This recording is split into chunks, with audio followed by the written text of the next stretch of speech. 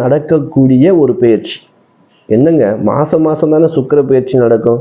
அதனால 30 ஆண்டுகளுக்கு ஒரு முறை நடக்கக்கூடிய அதிசயமான பயிற்சி அப்படின்னு நீங்க கேட்கலாம். அப்ப நம்ம வீடியோ முழுமையா பார்த்தா தானே அதுக்கான பலன் என்னன்னு கிடைக்கும், உங்களுக்கு தெரியணும் இல்லையா? ஏன் 30 ஆண்டுகளுக்கு ஒரு முறை என்னங்க அப்படி சுக்கிர பகவான் பயிற்சி ஆக போறார்? விசேஷமான பயிற்சிங்க. அதுவும் லக்ஷ்மி யோகத்துல பயிற்சி ஆகக்கூடிய ஒரு அற்புதமான ஒரு நாள். அந்த நாள் கூட 30/12/2024 திங்கட்கிழமை அன்னைக்கு ஒரு விசேஷமான நாள் இருக்கு. அமாவாசையும் அனுமன் ஜெயந்தியும்.